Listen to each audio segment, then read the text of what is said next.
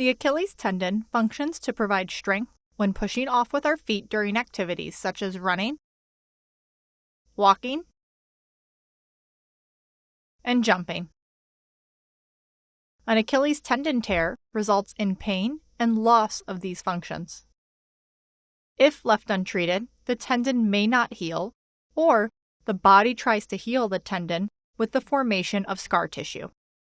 When the tendon heals with scar tissue, it often leaves the tendon in an elongated, abnormal position.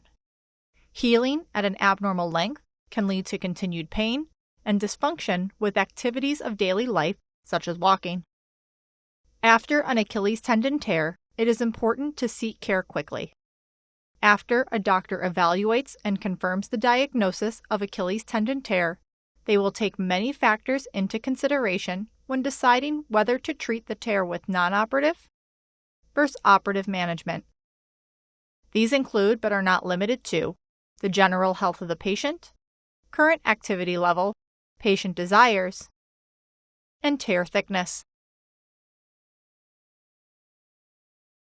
Non-operative treatment is typically chosen for patients who are less active or are not healthy enough to undergo surgical management. Non-operative management has evolved over the years and now consists of early weight bearing to the injured leg while wearing a functional brace versus a rigid cast. The goal of the functional brace is to prevent the toes from drifting upwards, which can stretch the torn ends of the Achilles tendon further apart and cause it to heal at a longer length than normal. Range of motion is introduced after a period of immobilization in the brace, with a gradual return to activities. Surgical repair of the Achilles tendon is often recommended for active patients, so let's talk about what that might look like.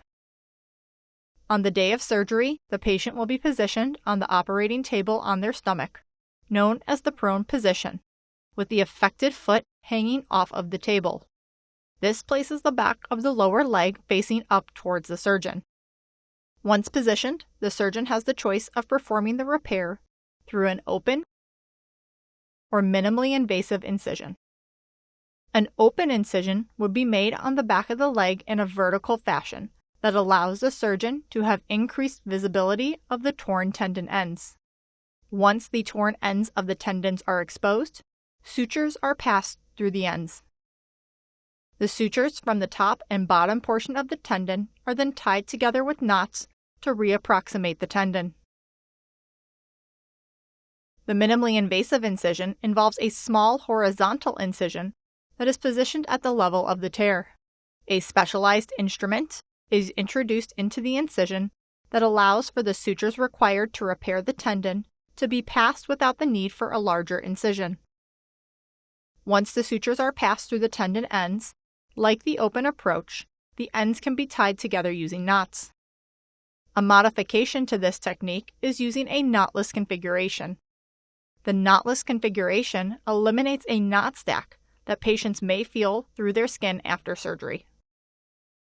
Here, once the sutures are placed in the tendon, they are passed down towards the heel, under the skin, and secured into the heel bone using hard body anchors through 2 additional tiny incisions. Following surgery, guidelines for recovery will be specific to the patient's needs and surgeon's preferences. Generally, there is a period of non-weight bearing to the affected leg in either a cast or a boot, followed by partial weight bearing in a walking boot. Finally, progressing to full weight bearing with range of motion and strengthening exercises. No matter which way the surgeon chooses to treat the Achilles tendon tear, the goal remains the same: to bring the tendon ends back together, thereby restoring function to the calf so patients can return to their daily activities.